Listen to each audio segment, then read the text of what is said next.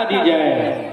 آپ نے فرمایا قال الصلاۃ، آپ نے فرمایا نمبر 1 نماز۔ بہت مشکل ہو رہا ہے۔ انہا لکبیرۃ الا علی الخاشعین، قرآن اعلان کرتا ہے یہ نماز بھاری ہے، یہ نماز دشوار ہے، لیکن ان لوگوں پر جو دل سے کہتے ہیں کہ ہم کافر ہیں، زبان سے کہتے ہم مسلمان ہیں، جو منافق ہیں ان کے اوپر یہ نماز بھاری ہے، جو خاشعین ہیں، جو مومنین ہیں، جو ایمان والے ہیں ان کے اوپر نماز بھاری نہیں، بلکہ اس کے لیے تو نماز لذت کی چیز ہے، نماز مزہ کی چیز ہے۔ آقا نے فرمایا قرۃ عینی فی الصلاۃ، میری آنکھ کو ٹھنڈک ملتی ہے نماز کے اندر، میری آنکھ کو ٹھنڈک ملتی ہے نماز کے اندر۔ ذرا یاد کیجئے حضرت علی رضی اللہ تعالیٰ عنہ ہے، اسے ایک تیر لگ جاتا ہے، وہ تیر اندر گھس جاتا ہے، بالکل گہرا چلا جاتا ہے، جب تیر نکالا جاتا ہے گوشت باہر آتا ہے، حضرت علی فرماتے ہیں ذرا رک جاؤ مجھے نماز میں لگنے دو۔ وہ وضو بنا کر نماز میں کھڑے ہو جاتے ہیں، جب وہ نماز میں جاتے ہیں ان کے خادم نے اس تیر کو نکال لیا، انہیں پتہ بھی نہیں چلا۔ نماز کے بعد انہوں نے کہا میں نے کہا تھا تیر نکال لینے، تم نے تیر نہیں نکالا، دیکھا تو تیر نکل چکا تھا۔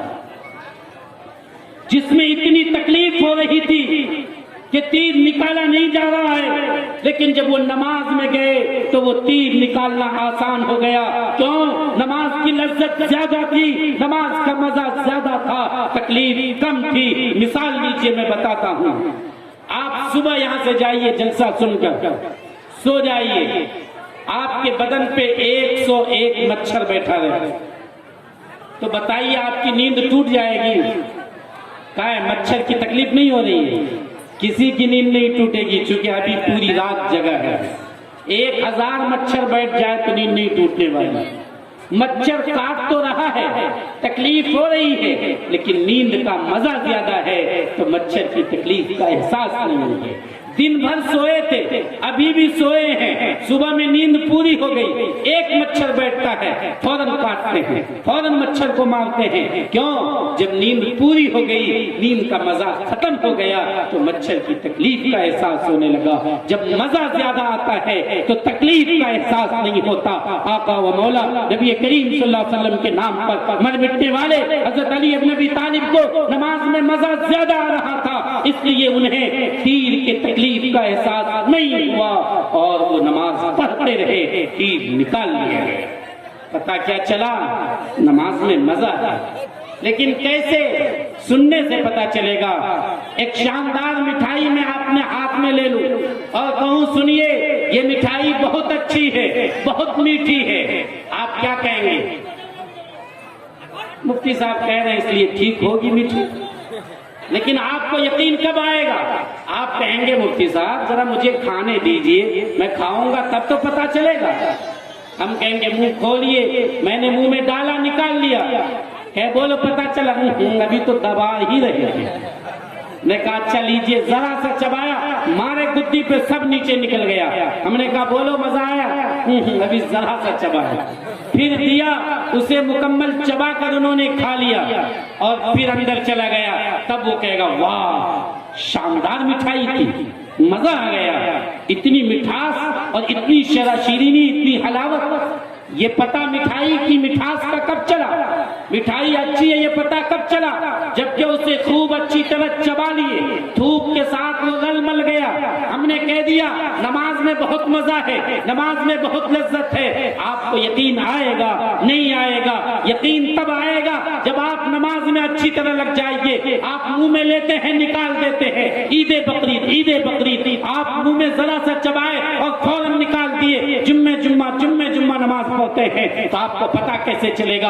آپ 5 وقتہ نماز پڑھیے، اللہ کے دربار میں آ کے کھڑے ہوئیے، یقین مانیے اگر آپ نماز پڑھیں گے آپ کو نماز میں اتنا مزہ آئے گا، اتنا مزہ آئے گا کہ دنیا کی ساری چیزیں پری کی پری رہ جائیں گی۔ یہاں علماء اور حفاظ موجود ہیں، انہوں نے کتابوں میں پڑھا ہوگا کہ بعض بزرگان دین کی شادی ہو گئی، پہلی رات ہے، دروازہ بند ہے، حسین و جمیل خوبصورت بیوی ہے، لیکن حضور نماز میں لگے تو رات بھر نماز میں گزر گئے۔ آپ کہیں کیسا صوفی ہوگا، نہیں انہیں پتہ ہی نہیں چلا، انہوں نے نماز کی نیت باندھی، اتنا مزہ آ رہا تھا نماز میں کہ انہیں بیوی کی طرف دھیان ہی نہیں گیا اور وہ صبح ہو گئی۔ اللہ کے رسول صلی اللہ علیہ وسلم کے بارے میں حدیث میں آتا ہے کہ آپ جب راتوں کو نماز پڑھتے اتنی دیر تک پڑھتے تھے کہ آپ کا پاؤں پھول جاتا تھا۔ کیا پاؤں میں ورم آ جائے گا؟ درد نہیں ہوگا، درد ہوگا، لیکن چونکہ آپ کو مزہ آتا تھا اس لیے آپ کو اس درد کا احساس نہیں تھا۔ خدا کی قسم نماز میں لگ کے دیکھیے، ان الصلاۃ تنہی عن الفحشاء والمنکر، یہ نماز لوگوں کو بے حیائی سے روک دیتی ہے، یہ نماز لوگوں کو برائی سے روک دیتی ہے۔ یہ نماز پڑھنے والا یہ سوچتا ہے کہ اگر ہم کوئی گناہ کریں گے لوگ کہے گا کیسا نمازی ہو کہ تم یہ گناہ کر رہے ہو۔ یہ داڑھی رکھنے والا یہ سوچتا ہے کہ اگر جھوٹ بولیں گے کوئی کہہ دے گا ارے داڑھی بھی رکھتے ہو اور جھوٹ بھی بولتے ہو۔ یہ داڑھی رکھنے والا یہ سوچتا ہے کہ اگر ہم موبائل دیکھیں گے اور لوگوں کے سامنے فلم اور گانے کو دیکھ رہے ہوں گے لوگ کہے گا کیسا نمازی ہے، یہ نماز بھی پڑھتا ہے فلم بھی دیکھتا ہے۔ یہ نماز دھیرے دھیرے تمہیں فلم سے روکے گا، جھوٹ سے روکے گا، بے ایمانی سے روکے گا، لیکن شرط یہ ہے کہ نماز کو نماز کی طرح انشاءاللہ نماز پڑھیں گے۔ ہاتھ اٹھا کے بتائیے انشاءاللہ۔ قال الصلاۃ والزکاۃ والامان والبطن والفرج واللسان، اللہ کے رسول نے فرمایا 6 باتوں پہ عمل کرنی ہے۔ نمبر 1 یاد رہے گی نماز، نمبر 2 الزکاۃ، زکات، یہ تو اور بھی مشکل ہے، چمڑی چلی جائے دمڑی نہیں جانی چاہیے۔ یہ تو بہت مشکل کام ہے کہ دن بھر پسینے سے پیسہ کمایا اور پھر کوئی غریب آیا 100 روپے لے کے چلا گیا، مولوی صاحب آ گئے تو پرچی لے کے ارے 500 روپے مسجد میں دو، 500 روپے مسجد میں دے دیا۔ یہ تو اور بھی مشکل ہے۔ بہت مشہور ایک واقعہ ہے کہ ایک بخیل آدمی کہیں جا رہا تھا راستے سے، چند اوباش قسم کے لوگوں نے راستے میں اسے پکڑ لیا ڈکیتی کرنے کے لیے، کہا پیسہ نکال، کہا پیسہ نہیں میرے پاس، اسے اٹھا کر پٹک دیا، زمین پہ خوب مارا، پورا مٹی دھول اس کے بدن میں لگ گیا اور مار پیٹ کر وہ لوگ چلا گیا۔ اس نے پیسہ نکالا نہیں، پیسہ بہت چھپا کے رکھا تھا۔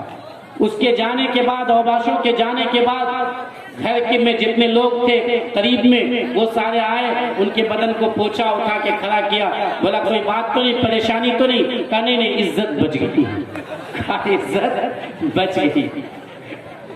وہ جو پیسہ تھا وہی اس کی عزت ہے، یہ مار کٹائی پٹائی پسائی یہ سب ختم۔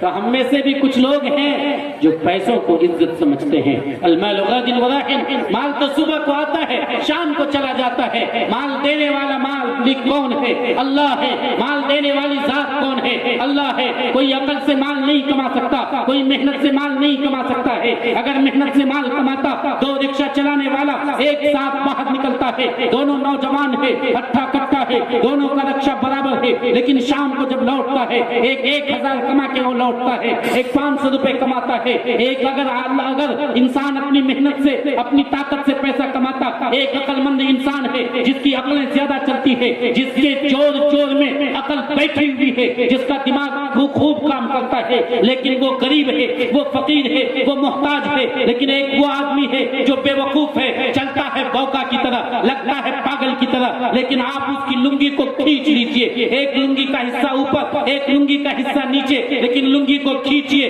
1 سے 1.5 لاکھ روپے اس کی لنگی میں ہمیشہ ملتا ہے۔ وہ مالدار ہے، وہ پیسے والا ہے۔ پیسہ عقل پہ نہیں آیا کرتا ہے، پیسہ محنت پہ نہیں آتا ہے، بلکہ پیسہ دینے والی ذات وہ اللہ کی ذات ہے۔ ایک غریب و فقیر ایک امیر کے دروازے پہ جاتا ہے، ہاتھ پھیلاتا ہے، ارب پتی ہے اس کے سامنے ہاتھ پھیلاتا ہے، وہ کہتا ہے تو یہاں سے نکل جا، میں تمہیں پیسے نہیں دے سکتا، ڈانٹ کر پھٹکار کر وہ نکال دیتا ہے۔ جبکہ قرآن نے اعلان کیا تھا وَأَمَّا السَّائِلَ فَلَا تَنْهَرْ، فقیروں کو ڈانٹو نہیں، فقیروں کو ڈانٹو نہیں، فقیروں کو ڈانٹو نہیں، اسے جھڑک کر اپنے پاس سے بھگاؤ نہیں۔ اس نے ڈانٹ دیا، نکل گیا، اس نے یہ کہا کہ سوچو اگر یہ منظر بدل گیا تو کیسا ہوگا، یہی اگر تم غریب بن گئے اور ہم مالدار ہو گئے تب پھر کیا حال ہوگا۔ اس نے کہا جا جا، اس کے کہنے سے کچھ نہیں ہونے والا ہے۔ وہ تو چلا گیا، چند سال گزرے، 10 سال 12 سال کا زمانہ ہوگا. ایک دن ایک فقیر پہنچتا ہے ایک آدمی کے دروازے پہ دستک دیتا ہے. عالی شان دروازہ ہے. وہ گھر سے باہر نکلتا ہے, اسے اپنے گھر کے اندر لے کے جاتا ہے,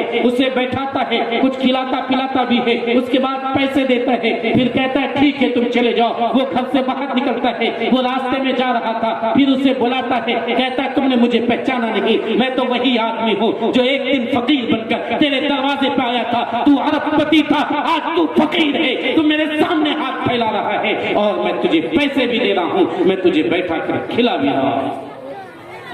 یہ دنیا جانتی ہے, یہ دنیا کی حقیقت ہے, یہ زمینی حقیقت ہے. وہ انسان جو کوریوں میں کھیلتا تھا, وہ انسان جس کی ماں اور باپ کسی آدمی کی مزدوری کیا کرتا تھا, آج وہ محلوں میں ہے, آج وہ بلڈنگوں میں ہے. وہ انسان جو ذرا سا پیسہ آنے کے بعد, ذرا سی زمین آنے کے بعد عقل میں, تکبر میں, اطراحت میں, گھمنڈ میں ہے. جبکہ قرآن نے کہا تھا لا تمشی فی الارض مرحا, زمین میں اترا کے نہ چلو. جبکہ اللہ نے کہا تھا حدیث قدسی ہے الکبریاء ردائی, تکبر میری چادر ہے, جو میری چادر چھینے گا میں اس کا انجام بگاڑ دوں گا. لیکن ہم اور آپ ہیں تکبر کیے, گھمنڈ کیے بیٹھے ہیں, جو کہ مال ہمارے پاس ہے لیکن انجام وہی ہوتا ہے جو انجام دنیا دیکھ رہی ہے کہ آج نیچے کا انسان وہ اوپر جا رہا ہے, اوپر کا انسان وہ نیچے کی طرف آ رہا ہے. یاد رکھیے گا یہ مال دینے والا مالک اللہ ہے. جب آپ پیدا ہوئے تھے آپ کی قسمت میں لکھا ہوا تھا کہ اس کو مال کتنا ملے گا. آپ کی قسمت میں مالدار ہونا, غریب ہونا, فقیر ہونا یہ پہلے لکھا جا چکا ہے. انسان اسی کی طرف کوشش کر رہا ہے. انسان کا کام صرف کوشش کرنا ہے. میں نہیں کہہ رہا ہوں, آپ کا اللہ قرآن کریم میں کہتا ہے, کیا کہتا ہے, مما رزقناہم ينفقون, تم خرچ کرو ان مالوں میں سے جو ہم نے تمہیں دیا ہے. وہ تمہارا مال نہیں ہے, وہ ہم نے تمہیں دیا ہے, اس میں سے تم خرچ کرو. کیونکہ مال کون دیتا ہے؟ اللہ دیتا ہے. ہم نے انہیں 1 لاکھ روپے دے دیا, تم لے جاؤ. 1 سال تک اس سے لے کر چلا گیا, وہ کھیلا کھایا کودا اور کام کاج کیا. 1 سال کے بعد میں اس کے پاس آیا اور میں نے یہ کہا کہ 1 لاکھ روپے میں سے 2500 روپے مجھے واپس کر دو, سارا روپے تم لے لو. بتائیے یہ کیا کرے گا؟ یہ خوش و خرم کود کر آئے گا اور کہے گا آپ لے لیجئے 2500 روپے, آپ نے تو ڈھیر روپے مجھے معاف کر دیا, آپ نے 97,500 روپے مجھے چھوڑ دیا ہے, آپ تو صرف 2500 روپے مانگ رہے ہیں, میں خوشی سے دے دوں گا. اللہ کیا کہتا ہے, اے مسلمانوں, تمہیں اگر 1 لاکھ روپے ملا ہے, وہ 1 لاکھ روپے اگر 1 سال تک تمہارے پاس رہتا ہے تو 1 سال کے بعد اس میں سے 2500 روپے تم فقیروں کو دے دو, غریبوں کو دے دو, یتیموں کو دے دو, بیواؤں کو دے دو, مسکینوں کو دے دو. 97,500 روپے وہ تیرا ہو گیا ہے. لیکن ہم کہتے ہیں نہیں, ہم 97,500 ہی کیا ہے لیں گے, ہم تو 1 لاکھ روپے لوٹ کر بیٹھے ہیں.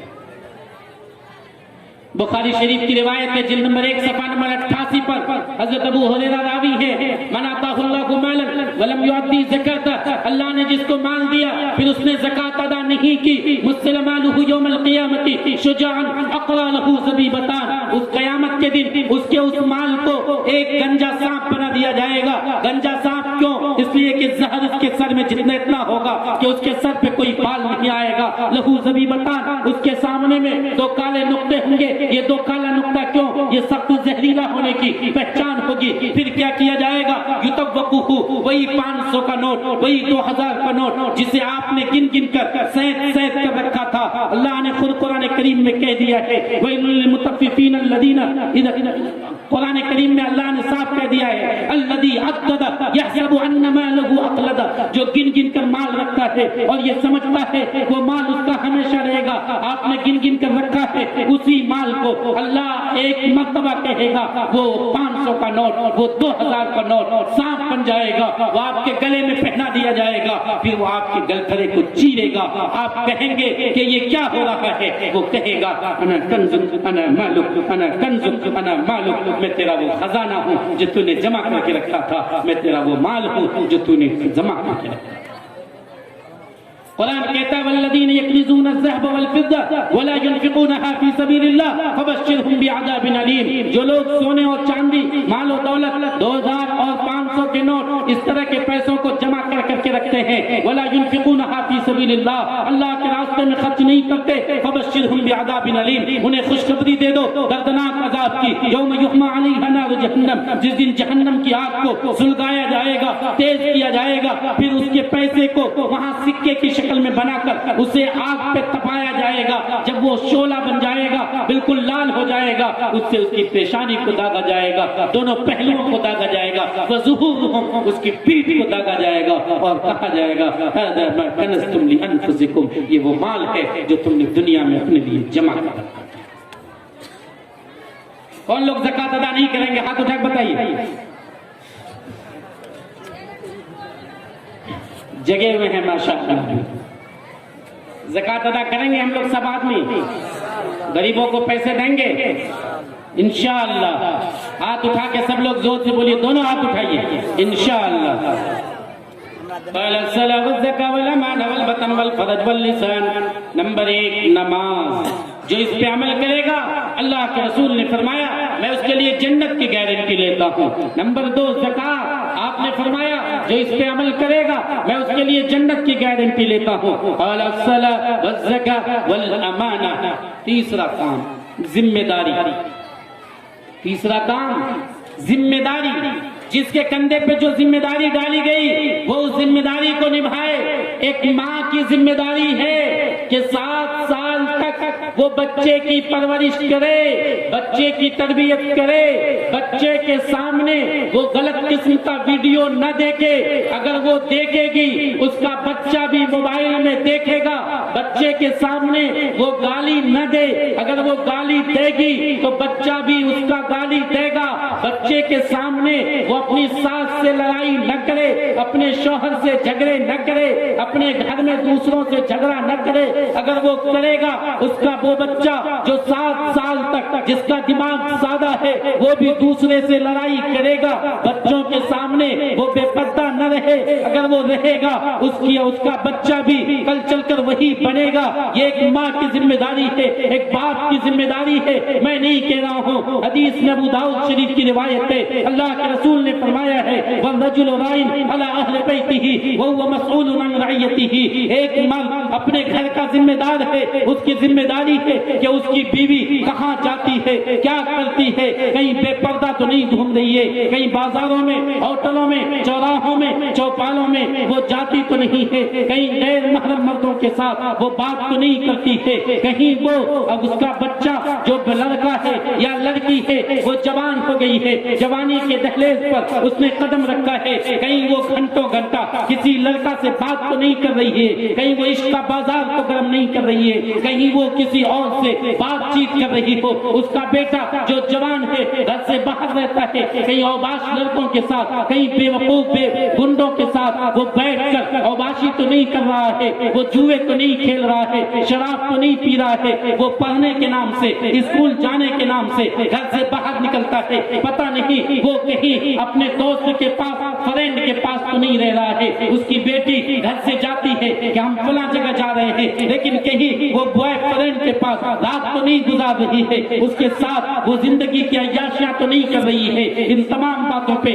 نظر رکھنا ایک باپ کی ذمہ داری ہے، اگر وہ ذمہ داری نہیں نبھاتا ہے یاد رکھیے گا وہ مسئول عن رعیتہ، کل قیامت کے دن اس سے پوچھا جائے گا اس کی بیوی کے بارے میں، اس کے بچے کے بارے میں، اس کے بیٹا کے بارے میں، اس کی بیٹی کے بارے میں اسے جواب دینا ہوگا۔ اگر اس کا بیٹا، اس کی بیٹی، اس کی بیوی غلط راستے پہ چلی ہوگی، اس مرد کی گردن چھٹکارا نہیں پا سکے گی، اس مرد کی گردن پھنسے گی اور اللہ کے ہاں اسے جواب دہ ہونا پڑے گا۔ ایک مزدور کی ذمہ داری ہے، جو مزدور بنا ہے 8 گھنٹے کے لیے تو وہ کام کرے، آدھا گھنٹے بیڑی پینے میں، آدھا گھنٹے کھینی کھانے میں، 10 منٹ بات کرنے میں، مالک گیا ادھر ادھر چپ چاپ جا کر بیٹھ گئے، یہ کرنے میں اگر وہ وقت گزارتا ہے وہ ذمہ داری کو نہیں نبھا رہا ہے۔ ایک مقرر کی ذمہ داری ہے کہ وہ آپ کو دین کی باتیں بتائے، وہ آپ کو قرآن اور حدیث کی باتیں بتائے، اگر وہ آپ کو نہیں بتاتا ہے وہ اپنی ذمہ داری نہیں نبھا رہا ہے۔ ایک مالک کی ذمہ داری ہے، کام ختم ہوا پوری مزدوری دے دی جائے، اگر وہ پوری مزدوری نہیں دیتا ہے، پیسہ رہتے ہوئے ٹال مٹول کرتا ہے، مطل الغنی ظلم، وہ ظالم ہے، پیسہ رہتے ہوئے ٹال مٹول کرنا ترمذی کی روایت ہے، وہ ظلم کر رہا ہے، وہ ظلم کر رہا ہے، وہ ظالم ہے، اس کے لیے کہیں سے جائز نہیں کہ وہ مزدوروں کو ستائے، غریبوں کو ستائے، وہ چونکہ موچ والا ہے، مکھیا جی ہے، اس لیے مزدور پیسہ مانگنے آتا ہے، کہتا کل لے لینا، پرسوں لے لینا، زیادہ بولتا ہے، آنکھ دکھاتا ہے، بیچارہ غریب بولے گا تو کیا بولے گا، نہیں، اس کی ذمہ داری ہے کہ غریب کو وہ کام ختم ہوا اس کو اس کا پیسہ واپس کر دے، اگر ذمہ داری نہیں نبھاتا ہے۔ مسند احمد بن حنبل کی روایت ہے، لا دین لمن لا امانت له، لا ایمان لمن لا امانت له، اس میں امانت، جس میں امانت نہیں، جس میں ذمہ داری نہیں، اس میں دین نہیں ہے، اس میں ایمان نہیں ہے، وہ مسلمان نہیں ہے جس نے ذمہ داری کو نہیں نبھایا۔ ہم اور آپ کسی سے قرضہ لیتے ہیں، وقت پر اس کا قرضہ اسے دے دیں۔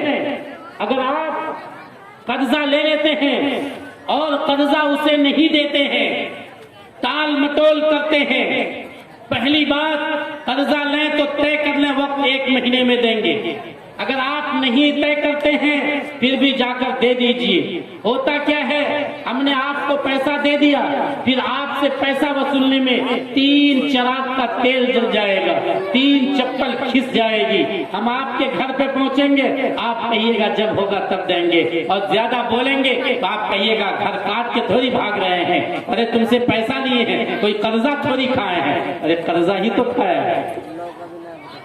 لیکن یہ صورتحال ہمارے اور آپ کے معاشرے کی ہے، آپ کی ذمہ داری ہے، قرضہ لیے ہیں وقت پر قرضہ ادا کر دیں۔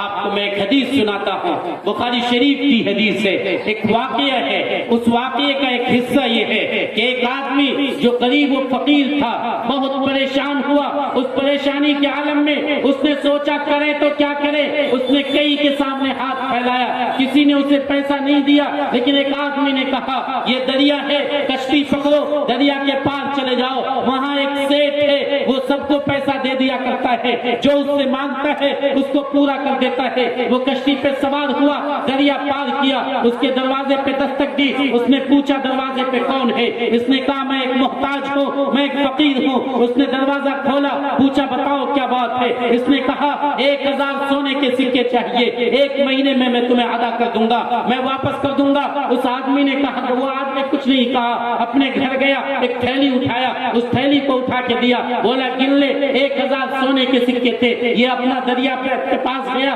کشتی پہ سوار ہوا، گھر آ گیا، اس نے کام کاج کر لیا، سارا کام کاج ختم ہونے کے بعد یہ پیسہ لے کر پھر 1 مہینہ جب مکمل ہوا، پیسہ اوپر کیا، 1000 سونے کے سکے جمع کیے، اس نے تھیلی میں رکھا اور گیا کہ کشتی پہ سوار ہو کر اس سیٹ کو واپس کر دیں گے، لیکن جب وہ وہاں پر پہنچا تو دیکھا کشتی ہڑتال ہے، کشتی نہیں چل رہی ہے، دریا کافی لمبا ہے، سوچا جائیں تو کیسے جائیں، صبح سے شام تک بیٹھا رہا، جانے کا کوئی راستہ نہیں تھا، اب یہ سوچ میں پڑ گیا کہ آج کا دن ہے، آج آخری وقت ہے، اگر میں نے پیسہ ادا نہیں کیا وہ سیٹ کیا سوچے گا، قرضہ تو وقت پہ ادا کرنا چاہیے۔ اس کے دماغ میں ایک تدبیر آئی، اس نے ایک سوکھی لکڑی اٹھائی، اس سوکھی لکڑی کو چیر دیا، چیر کر اس کے بیچ میں وہ تھیلی رکھا جس میں 1000 سونے کے سکے تھے، ایک کاغذ لیا، اس کاغذ کی پرچی پہ کچھ لکھا اور اس کو اس میں ڈال دیا، وہ کاغذ کی پرچی ڈالنے کے بعد اس لکڑی کو باندھ دیا، لکڑی کو دریا میں ڈالا، دریا میں لکڑی کو چھوڑ دیا، لکڑی دھیرے دھیرے جا رہی تھی، دریا کے دوسرے کنارے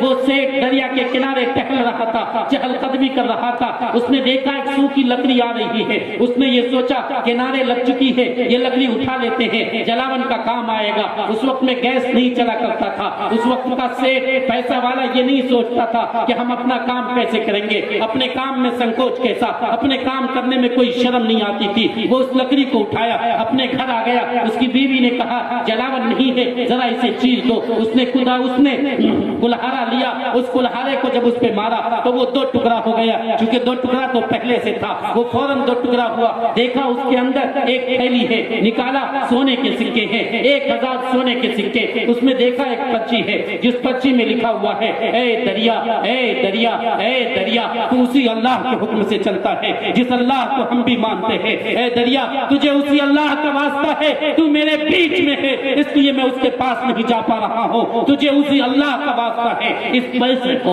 اس سیٹ تک پہنچا دے۔ چنانچہ وہ پیسہ جیسے ہی پڑھا سیٹ کی آنکھ سے آنسو آ گیا۔ پھر کچھ دنوں کے بعد وہ مزدور، وہ فقیر کہیں سے اور پیسہ اوپر کیا، اس کے دروازے پہ آیا، دستک دیا، اندر سے باہر آیا، اس کے ساتھ میں پیسہ رکھ دیا، کہا مجھے معاف کیجیے گا میں وقت پہ آپ کو پیسہ نہیں دے سکا۔ وہ سیٹ رونے لگا، اس کو گلے سے لگا لیا، کہا اے اللہ کے بندے تو اللہ کے حکم پہ چلتا ہے، اس لیے دریا تیری بات مانتا ہے، پانی تیری بات مانتا ہے، وہ تیرا پیسہ جو تو نے دریا کے حوالے کیا تھا وہ مجھ تک پہنچ چکا ہے۔ لوگوں، اگر آپ ذمہ داری نبھائیں گے، دل میں پکا ارادہ کر کے رہیں گے کہ وقت پہ قرضہ ادا کر دیں گے تو انشاءاللہ اللہ تعالیٰ اس کو پورا کرے گا۔ قرضہ وقت پہ ادا کریں گے آپ لوگ انشاءاللہ؟ ذرا ہاتھ اٹھا کے بتائیے۔ بال بچوں کی ذمہ داری نبھائیں گے؟ ایسا نہیں کہ یہاں سے جا کے بھول جائیے گئے ہو تو رات میں مولوی صاحب ایسے لچھے دار تقریر کرتے ہیں، نہیں۔ نمبر 1 الصلاۃ، نمبر 2 الزکاۃ، نمبر 3 امانت، یہ 3 باتیں ہوئی۔ نمبر 4 والبطن، پیٹ کی حفاظت۔ پیٹ کا مطلب کیا ہے؟ حرام پیسہ پیٹ میں نہیں ڈالا۔ پیٹ کا مطلب ہے پیٹ کی حفاظت کرنی ہے۔ حرام پیسوں سے ہم اور آپ کیا کرتے ہیں؟ اگر 2 بیٹا ہمارے یہاں پیدا ہو گیا تو کم سے کم 5 دونی 10 لاکھ کی لاٹری لگ گئی۔ وہ غریب و فقیر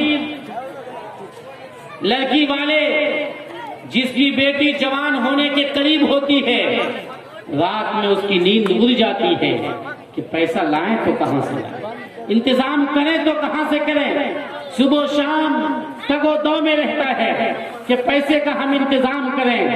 کوشش کرتا ہے ہر ایک اپنی بیٹی کو اچھا شوہر دینے کا، اچھا گھر تلاشنے کا۔ ذرا سا اچھا گھر ملا، 10 بیگھہ اگر زمین ہے اور لڑکا اگر انجینئر ہے تو 20 لاکھ سے نیچے ہونے کا سوال نہیں۔ یہ 20 لاکھ میں یہ بیل بکے گا، یہ طے ہوتا ہے۔ اب آپ اندازہ لگائیے کہ وہ عورت، وہ لڑکی جس کا باپ 20 لاکھ روپے میں خرید کر ایک غلام، ایک نوکر اس کے پاس دیا ہے، وہ لڑکی اسے نوکر نہیں سمجھے گی تو کیا سمجھے گی؟ 20 لاکھ میں تو ایک غلام، ایک نوکر مل سکتا ہے جو زندگی بھر اس کا کام کرے، اور وہ 20 لاکھ اس کا باپ دیا ہے تو طے شدہ بات ہے وہ جب گھر آئے گی تو شوہر پہ حکومت کرے گی، ساس پہ حکومت کرے گی، شوہر اور سسر پہ حکومت کرے گی۔ آپ یقین مانیے وہ ویسی بیوی نہیں ہوگی جو حدیث میں بتلائی گئی کہ وہ شوہر کی خدمت کرے گی، وہ شوہر کے ماں باپ کو دیکھے گی، وہ شوہر کی ہر بات پہ اپنے آپ کو لبیک کہے گی، نہیں کہہ سکتی ہے۔ وہ کیوں کہے گی؟ اسے تو ہر وقت یہ حصہ یاد ہے کہ اس کا باپ رو کر، اس کا باپ مالداروں کے پاس جا کر ہاتھ پھیلا کر، اس کی ماں چھولی پھیلا کر، اس کا باپ زمین کو بیچ کر 20 لاکھ روپے اوپر کیا تھا اور پھر ایک غلام خرید کے دیا تھا۔ جب یہ غلام ہے پھر اس کی بات وہ کیوں مانے گا؟ اے شوہر، اگر تم شوہر بننا چاہتے ہو، اے نوجوانوں اگر تم یہ چاہتے ہو تمہاری مردانگی باقی رہے،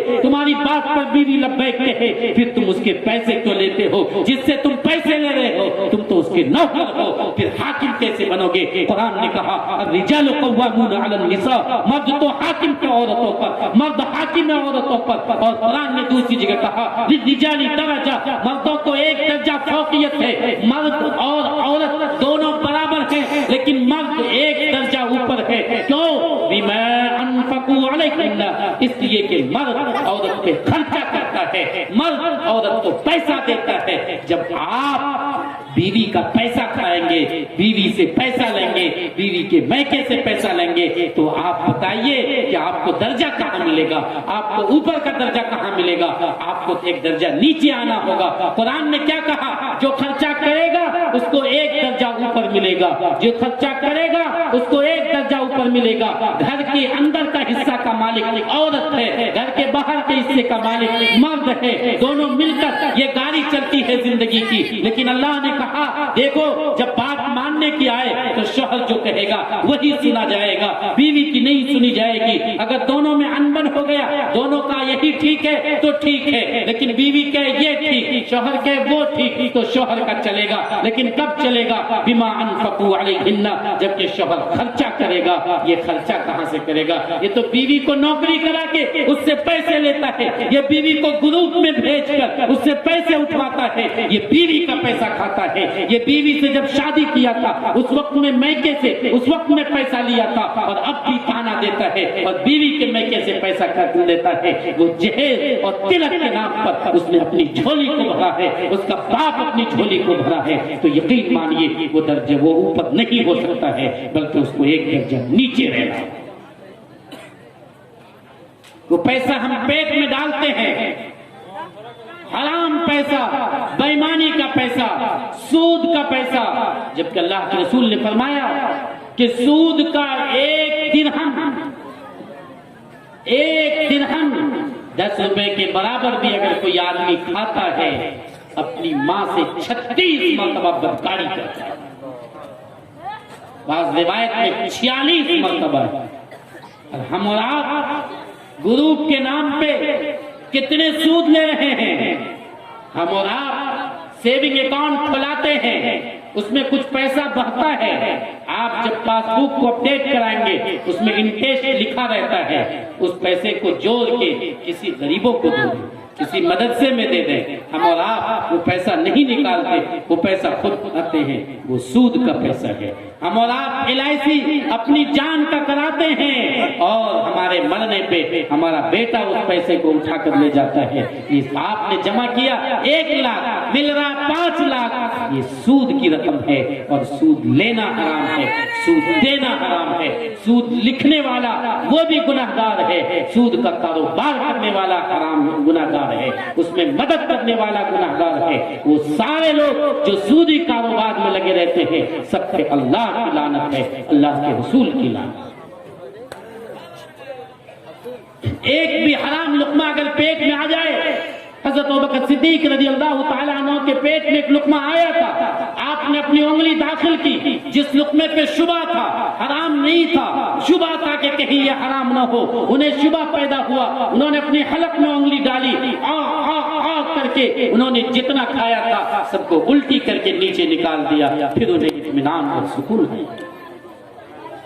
اندازہ لگائیے، ہم اور آپ گٹا گٹ بس چلنا چاہیے، مرغ اور مسلم، کہاں سے آیا آنے دے۔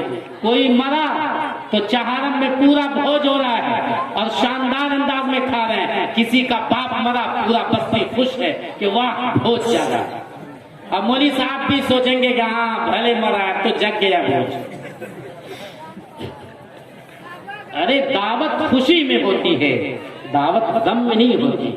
بیٹا پیدا ہوا دنیا بھر کھلائیے، بیٹا کو شادی کرا کے لے آئے، بہو گھر آ گئی، دوسرے دن بہو کی خوشی میں کہ بہو اچھی ملی ہے، بیٹا کھلائے پوری دنیا بھر، اسے کون روکتا ہے؟ عقیقہ کرے دنیا بھر کھلائے۔